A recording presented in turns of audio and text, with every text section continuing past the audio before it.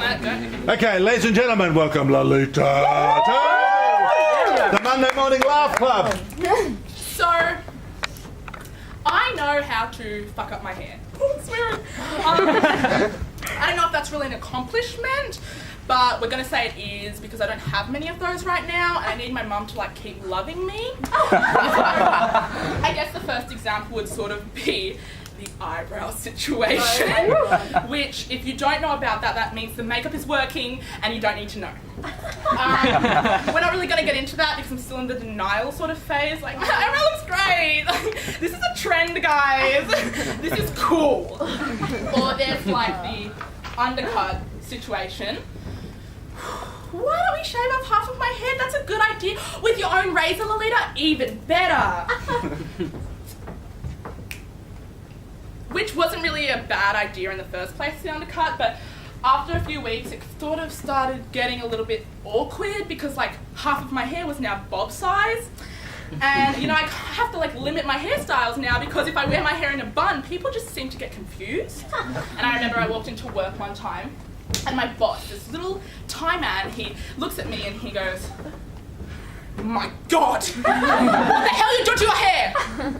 Okay, that was like more British, and I was just like, thanks, thank you, building my self-esteem. Oh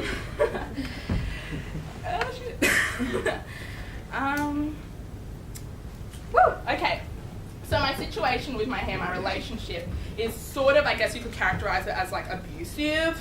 And one memory that I'll always have is when I was 11 years old in 6th grade and I had like the first hair incident where I cut off all of my hair. And when you're 11, when I was 11, I feel like I was sort of stupid. Like I used to think that when I would go into the shower and the water would trickle down my arm and off my fingers, I thought I had superpowers. And I'm not even kidding. Like I seriously thought I was Water Woman and I didn't tell anyone because I was scared of what they would do to me. And I only started telling people when I figured out that it was just the water trickling from the shower, which was like last month. And when I was 11, this was the story, this is really bad. Probably the most embarrassing moment of my whole life. I was looking in the mirror in my vanity, the little narcissist I was, and I was just like, I think I need a haircut. This split ends is just so not cute. And I remember I was like, I mean, I've seen hairdressers cut hair, and I'm 11, and I'm in grade 6, so I think I am a hairdresser, like, right? So I reached for my Smiggle scissors, and I just brushed my hair out, and I'm just like, yeah, the split ends end there, and my hair was like this length at this time, and I was like, yeah, the split ends end there, chop. Oh my gosh, what have I done? And you know, like when you're like going down a bad path, most people in their right mind, they turn around, they go back. Yeah, well, I just kept going. So I was like, whatever, this is fine. Like my hair, like I can deal with this, I can work this out. And I just kept cutting. So now my hair's at this point. And then I was like, okay, this is cool. What can I do to make this better?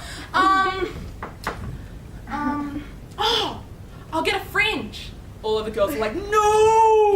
Because we've all done it, we've all cut our own fringes before and then regretted it the day after and then been depressed for like a year. Yeah, so I did that, and you know when your hair is wet, it's more flexible, and then for curly hair, when it's wet, it's like 2 inches longer. So I was like, hairdressers use water to cut hair, I'll go wet my hair. I wet my hair, I pull down my fringe with all the strength in my body for some reason, and I just go, chop! Boing! Oh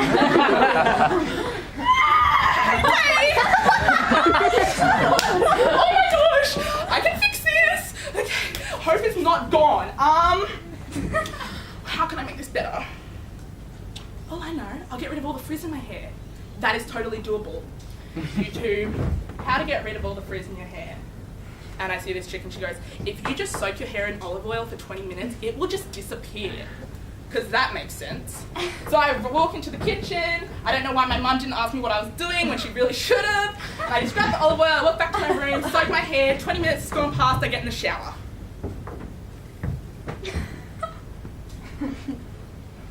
Where's the shampoo?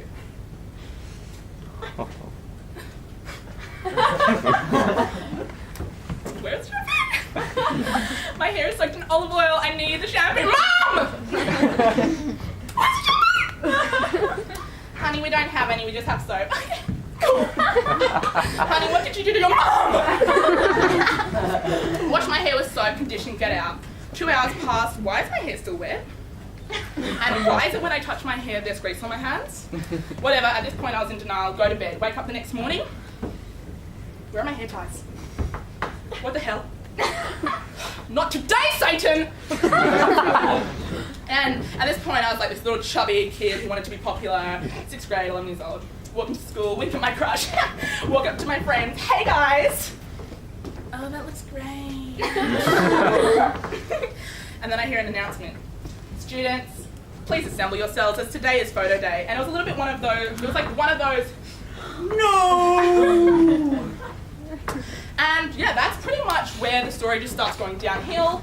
And I was like one of those little fat chubby kids where like I needed to get the size that all the other girls wore, even though it was my size. So like, I was the kid where you could see the belly button outline through the shirt. Like,